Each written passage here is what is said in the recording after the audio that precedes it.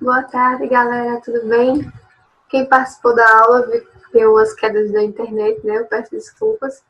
E não consegui gravar online novamente. Mas vou aqui gravar com vocês rapidinho sobre o que a gente viu na aula de hoje, né? Em que o tema foi a continuidade das reações orgânicas de oxirredução. A gente fez uma recapitulada da aula anterior, certo? E E se vocês tiverem alguma dúvida também em relação a essa recapitulação, é só ir lá na aula, na parte 1 das aulas de reações orgânicas de oxirredução, beleza? Então, na aula passada eu falei um pouco sobre a definição de reações de oxirredução, né, o que era o termo redução e oxidação. A gente viu como era para calcular o número de oxidação, o NOx, de um carbono específico dentro da molécula. E também a gente viu as reações de oxirredução com alcênios, né? A gente viu que ela pode ser ozonose, oxidação branda e oxidação enérgica. E na ozonose a gente pode ter a produção de aldeídos e cetonas, na oxidação branda de aldeídos e cetonas também, e na oxidação enérgica ácidos carboxílicos e cetonas. Tudo isso a depender do meio reacional, né? Na ozonose a gente vai ter o ozônio, o O3, na presença de zinco e água. Na oxidação branda, um agente oxidante como o permanganato de potássio em meio de pH neutro ou alcalino. E na oxidação enérgica, em que o meio vai ser o mesmo, só que ácido, né? Por exemplo, com a presença de ácido sulfúrico. E aí a gente ficou atento para saber, observando as ramificações dos carbonos que fazem parte da dupla, né? Porque a gente pode saber se vai produzir um aldeído ou uma acetona, ou os dois, né? E além disso, a gente destacou também o ácido carbônico, né? Que é o carbono que não vai ter ramificações não vai ter ramificações lá. Só é ele ligado na dupla com outro carbono. Então, ele pode produzir o ácido carbônico e que esse ácido carbônico ele é instável, se decompondo em gás carbônico e água. Então, para dar continuidade, depois dos alcenos, a gente vai ver a oxidação em alcinos, né, com ligações triplas. E aí, a gente está observando que não existe ozonose, certo? A ozonose não ocorre em alcinos, mas a oxidação branda e a oxidação enérgica, sim, certo?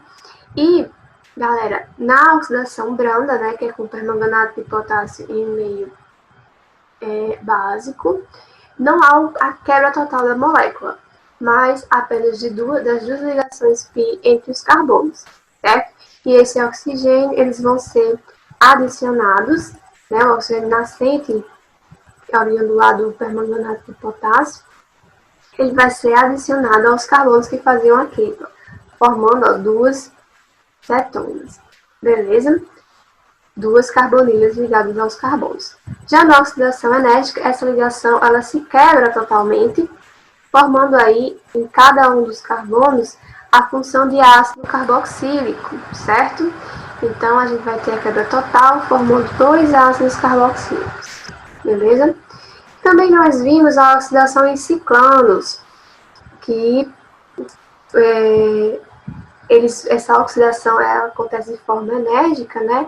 Em meio ácido, com a presença do agente oxidante, por exemplo, permanganato de potássio, e esse oxigênio ele acaba promovendo a abertura do ciclo, né?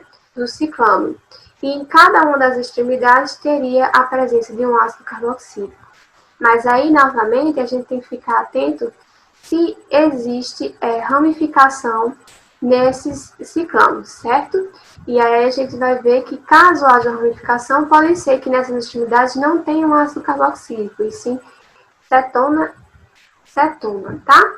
Então, vamos olhar aqui, ó. Por exemplo, a gente tem o butano, né? Um ciclo aqui, butano, só que nesse caso a gente tem duas ramificações, beleza? E o que acontece? Só vai ter um hidrogênio aqui e um hidrogênio nesse outro carbono. Quando o oxigênio for entrar aqui no carbono, ele vai formar a dupla com o oxigênio, mas não vai ter acesso para formar a hidroxila, porque ele só vai poder, quando ele entra aqui nesse carbono, ele vai promover a quebra da ligação do hidrogênio com o carbono e entre os dois carbonos. Aqui, da mesma maneira, esse oxigênio vai entrar, rompendo essa ligação, ó, ficando com o nosso oxigênio. Percebam que aí nós vamos ter, ó, duas cetonas nas extremidades, quando a cadeia se abre, beleza? Já no caso, por exemplo, desse outro ciclo butano, em que a gente vai ter um lado ramificado e o outro não, o que acontece? Esse oxigênio aqui vai entrar no nosso carbono, vai promover a ruptura entre a ligação carbono-carbono e carbono-hidrogênio, formando uma dupla com o oxigênio. E aí, galera, como é uma oxidação enérgica, acaba que esse mesmo oxigênio entra aqui entre a ligação de carbono e hidrogênio, dando origem a uma hidroxila, que vai ficar uma função de ácido carboxílico, aqui como a gente está vendo nessa extremidade. A outra extremidade, como só tinha o hidrogênio, não ia sobrar espaço para que o oxigênio entrasse entre a ligação do carbono e hidrogênio, certo? Dando aí só liberdade para fornecer a dupla com o oxigênio. Então, ficaria uma cetona, beleza? Então, nesse caso, com uma ramificação, a gente vai abrir a cadeia, né? Mas com uma cetona e um ácido carboxílico na outra extremidade. Então, ficar atento aí à oxidação dos ciclônios quando eles têm essa cadeia, essas ramificações.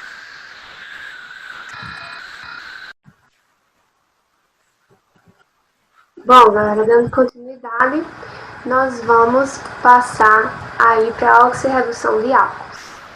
Então, galera, quando a gente tem a oxidação de álcools, a gente tem que ficar atento se é um álcool primário, secundário ou terciário. Eu vou aqui tentar explicar um pouquinho para vocês por quê, tá? Então, no álcool primário, a gente vai ter um carbono com a nossa hidroxila, certo? E vai ter um hidrogênio, outro hidrogênio, né? Só abrindo essa molécula que a gente tem aí, e o radical metil, certo? O que acontece? Esse oxigênio, ele vai vir interagir entre a ligação do carbono e o hidrogênio e vai formar, galera, uma estrutura como essa aqui, com duas hidroxilas ao mesmo tempo. Isso acontece, gente, instantaneamente, certo? Acontece super rápido, beleza? E essa estrutura, quando a gente tem duas hidroxilas no mesmo carbono, a gente dá o nome de diol gêmico, certo? E aí o que acontece? Ela é uma estrutura bem instável, certo? Quando a gente tem duas hidroxilas no mesmo carbono. E a tendência é que ocorra a eliminação de uma molécula de água, certo? E aí promove a dupla ligação com o oxigênio. E aí a gente vai ter a formação do nosso aldeído, beleza? E o que acontece? Essa é a oxidação parcial, né? Em que vai ter pouca presença de oxigênio, que vai produzir esse aldeído, também conhecido como etanol, e que a gente falou um pouquinho dele, né, da toxicidade, e como ele se forma nos motores dos carros, lá no vídeo que a gente disponibilizou sobre a produção do etanol. Beleza? Se você puder, dar uma olhada lá. E aí, quando a gente tem o aldeído, e se a gente ainda tem ainda oxigênio, ele pode novamente entrar entre a ligação do carbono e o hidrogênio, formando aí, ó, o nosso ácido carboxílico, beleza? Então, ficar atento nessa questão da formação parcial do aldeído para o ácido carboxílico. Então, vamos lá, galerinha, para o álcool secundário. Já no álcool secundário, a gente vai ter só um hidrogênio. Estou abrindo aqui essa molécula. E a hidroxila. Beleza? Vamos ter os dois grupos metil lá, que eu não vou representar aqui. E o que acontece? Esse oxigênio vai vir, vai formar o diol, ó. O diol. beleza? E o que acontece? É instável, como a gente viu, diogênico, e ele vai tender a eliminar a água, certo? Formando aí a dupla com o oxigênio do diol, beleza? E aí é justamente essa dupla aqui, certo? Que vai produzir uma cetona. E a reação para aí formou acetona. Já no álcool terciário, ele não tem hidrogênio para que o oxigênio entre e promova a formação de outro composto, né? Então, essa reação, galera, não ocorre, certo? Só em condições muito drásticas que acaba degradando, quebrando a molécula do álcool, beleza? Então, ficar atento a essa questão, se é um álcool primário, secundário ou terciário, para identificar qual produto é que vai ser obtido dessa reação, certo? E aí, galera, além da questão do etanol lá liberado nos motores dos carros, eu queria falar também para você duas outras aplicações dessa oxidação de álcools, tá? Uma delas é o vinho, galera. Quando a gente deixa o vinho aberto e que ele fica em contato com o ar, acaba que esse oxigênio acaba entrando para dentro do vinho, né? Saindo da atmosfera. No caso, ele passa da atmosfera e acaba entrando por difusão dentro do vinho. E aí, com a presença de oxigênio, vai ocorrendo essas reações de oxidação, né? Partindo do álcool, né? Presente no vinho, até chegar ao ácido carboxílico, que vai formar o nosso famoso vinagre. Já ouviram falar que o vinho passou de vinho para vinagre, né? É justamente essa reação de oxidação que está acontecendo, tá? Que a gente está mostrando. Outra aplicação é esses testes, tipo bafômetro, descartáveis que a gente tem aqui. Existe outro agente oxidante, né? Não só o permanganato de potássio, existem outros. Um deles é o dicromato de potássio, que a gente está vendo aqui, certo? E esse dicromato de potássio, ele também age como agente oxidante e ele muda de cor. Na forma de dicromato de potássio, ele fica amarelo-laranja. E quando ele reage, liberando o oxigênio nascente que a gente comentou, né, que acontecia com o permanganato, ele acaba formando um precipitado de óxido de cromo 3, certo? Que muda a coloração para uma cor verde. Então, galera, nesses testes de ingestão de álcool, justamente tem essa presença do dicromato de potássio, certo? E quando alguém que ingeriu álcool, que sopra o álcool, os gases com a presença do álcool passam pelo esse tubo e aí eles acabam reagindo, né? Mostrando que a pessoa realmente está com álcool no organismo. E aí dá positivo justamente quando muda para a coloração verde, de acordo com essa reação aqui. Quando alguém que não ingeriu álcool sopra, ele permanece amarelo. Beleza? Essas aí são algumas aplicações da oxidação de álcools que a gente tem. Bem, vamos falar um pouquinho da oxirredução de aldeídos e cetonas agora? Então, a gente viu, né, que elas podem ser produtos da oxidação de álcools e os aldeídos, eles podem ainda ser oxidados, né, na sequência lá. Então, a oxidação dos aldeídos, né, que a gente vai ter aqui nossa carbonila com nitrogênio, certo? E aí esse oxigênio vem e entra aqui, convertendo ele em ácido carboxílico. Beleza, galera? O nosso OH. Certo? Normal, como a gente já tinha visto, só para frisar para vocês. E em oxidação branda, essas cetonas, elas não reagem. Beleza? Não reagem. Porque justamente elas não têm esse hidrogênio livre para que o oxigênio possa entrar e reagir, certo? Aí só exemplos de oxidação de aldeídos e cetonas. E aí, por ela ter essa diferença entre se um aldeído ou uma cetona vai reagir em oxidação branda, existem dois testes muito famosos que a gente usa para identificar, diferenciar aldeídos de cetonas. Por exemplo, o reativo de Tollens, certo? Reativo de Tollens, que é justamente esse composto aqui, que ele promove a oxidação branda do aldeído.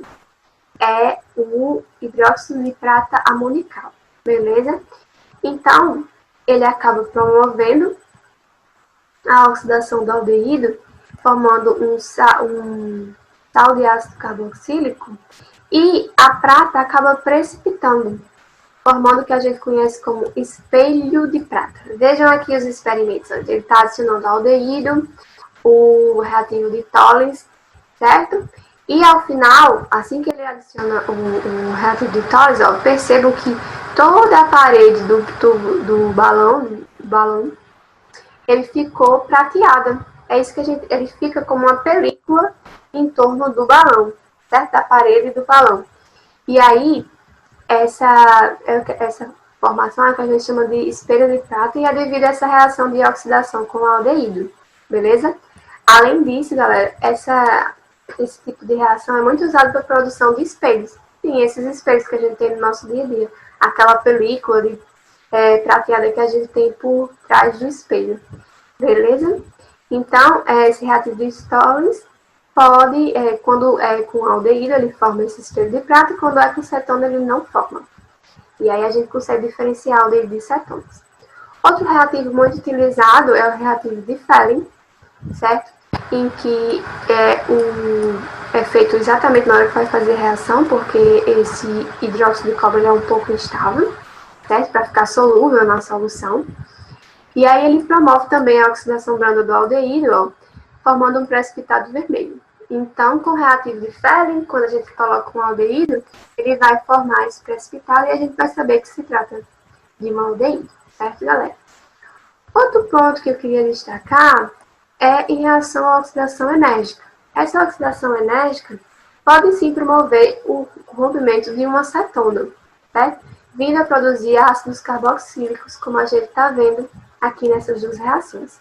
Só para dizer a vocês que em oxidações enérgicas pode vir a produzir, a quebrar as moléculas de cetona também, certo? Bom, a gente falou até agora de redução ou de oxidação, e agora eu vou falar um pouquinho da redução, que são reações, né, que ocorrem em sentidos opostos. Né? Quando a gente acontece uma oxidação seguindo por um lado, e aquele mesmo produto pode ser reduzido vindo por outra via. Vamos ver aqui, por exemplo, como é que a gente pode fazer a redução de um aldeído? Com a presença de hidrogênios na molécula, de maneira que reduza a interação do carbono com o oxigênio. Esse hidrogênio vem aqui no nosso aldeído e acaba formando o álcool primário. Percebam que essa reação está sendo o inverso da reação de oxidação de álcools primários, certo? A gente partiu de um álcool primário na oxidação e foi para um aldeído e, em sequência, o ácido carboxílico. E aqui a gente está partindo do aldeído e chegando no álcool primário, com a adição de hidrogênios na molécula, certo? A mesma coisa pode acontecer com as cetonas. Esse hidrogênio vem e acaba formando uma hidroxila, formando aqui o nosso álcool secundário. E percebo que ainda também é o inverso, né? Quando a gente tinha álcool secundário lá, a gente produzia cetona, e aqui, a partir de uma cetona, a gente está produzindo o álcool secundário. Certo, galera? Outra coisinha que eu queria mostrar é a dos ácidos carboxílicos. Eles também podem ser oxidados e reduzidos. No caso dos ácidos carboxílicos, esse oxigênio, ele entra aqui entre a ligação do carbono e o oxigênio, formando aqui, por exemplo, o ácido perácido, certo? E a redução também pode ocorrer com a adição de hidrogênio, certo? Formando aqui o nosso etanol, que também é o inverso lá do que a gente viu. A oxidação do etanol primário, a gente vai produzir dele depois do ácido carboxílico. Então, a partir de um ácido carboxílico, a gente pode, por redução, produzir um álcool primário, aqui no caso o etanol. Então, galera, essas figuras aqui é justamente para mostrar a vocês, né, que elas são caminhos inversos, né, a oxidação com a adição de oxigênio na molécula e a redução com a adição de hidrogênio, reduzindo aí a interação do carbono com o oxigênio dentro da molécula. Tá certo? Só para vocês estarem aí por dentro dessa inversão, né, que elas são complementares. Essas reações de oxirredução, elas podem ocorrer no sentido de oxidação e também no sentido de redução, beleza? Galera, a gente até agora viu com presença de hidrogênio, né, aldeídos, cetonas, ácidos carboxílicos. E vamos ver aqui um pouquinho a oxidação de compostos nitrogenados, de maneira bem simples, mas para vocês poderem acompanhar e ter noção que essas reações de redução e oxidação também ocorrem. Ó, por exemplo, a gente tem aqui a nitrila. E quando, à medida que a gente vai adicionando hidrogênio, se a gente for calcular o monóxido dos carbonos, vai ocorrendo aí a redução, ó, produzindo a imina, e novamente uma nova adição desse hidrogênio vai promovendo a formação de uma amina primária. E o caminho inverso também pode ocorrer ao extrair, ao retirar esses hidrogênios da molécula, promovendo aí a oxidação. Também podemos partir do isonitrilo, né? Como a gente está vendo aqui a função da isonitrila. Podemos hidrogenar ela, partindo de uma isonitrila para uma imina. E, por fim, para uma amina secundária. Beleza? Outra reação de oxirredação que acontece com compostos nitrogenados é com os nitrocompostos, né? Por exemplo, a gente está vendo aqui a função do nitrocomposto, né? O NO2, que também poderia ser o NO, né? E ele promove, a presença do hidrogênio promove a redução, justamente retirando esses oxigênios e sendo substituídos por hidrogênios. Partimos então de um nitrocomposto para uma amina primária. Duas aplicações interessantes da oxirredução de compostos nitrogenados é, por exemplo, na produção de anilina. A gente tem aqui o nitrobenzeno e ele vai ser reduzido por adição de hidrogênio, formando a anilina, beleza? E essa anilina é matéria-prima de muitos corantes. Corantes utilizados para atingir tecidos, para formar esses novelos de lã, por exemplo, com diferentes cores, para aplicação alimentícia, também corantes alimentícios e até mesmo em cosméticos. E por último, galera, o que eu queria mostrar era, por exemplo, a questão da coloração dos cabelos. Normalmente, a coloração escura dos cabelos está relacionada com esse nitrocomposto, certo? Com esse composto hidrogenado. E quando a gente usa água oxigenada, a gente promove a redução, convertendo esse composto nitrogenado para essa outra conformação. E acaba que a coloração do nosso cabelo é afetada na presença da água oxigenada. Beleza? Bem, por último, o nosso último assunto, né, e que tem tudo a ver com o nosso vídeo que os nossos colegas Guilherme e Anca produziram, muito legal lá, sobre as queimadas, né, tem a oxidação extrema, né, que é a combustão, também conhecida, né, de maneira assim, muito mais popular como combustão. O que acontece? Nessa oxidação extrema, todo o composto orgânico, ele é transformado, né, em carbono, monóxido de carbono ou dióxido de carbono, beleza? Juntamente com a produção de água. Se nesses compostos tiver nitrogênio, vai produzir os óxidos de nitrogênio. Se ele tiver enxofre, ele também pode produzir esses óxidos de enxofre, certo? Na reação de combustão.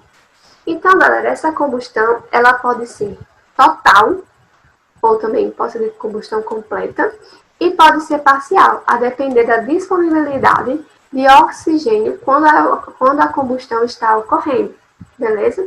Então, a gente está vendo aqui, essa primeira reação de combustão total, completa, liberando o dióxido de carbono e água. E aqui nessas outras duas, a formação da combustão, no caso, os produtos, né, da combustão, se ela ocorrer de forma parcial, com restrição de oxigênio, né, ela pode produzir monóxido de carbono e água, e também pode produzir o carbono sólido, que é a fuligem, aqueles pozinhos pretos que saem na fumaça, ou como o nosso colega falou no vídeo, aquela coisinha preta que fica quando a gente queima alguma coisa num prato de porcelana, que a gente consegue passar o dedo e ver, certo? Essa fuligem.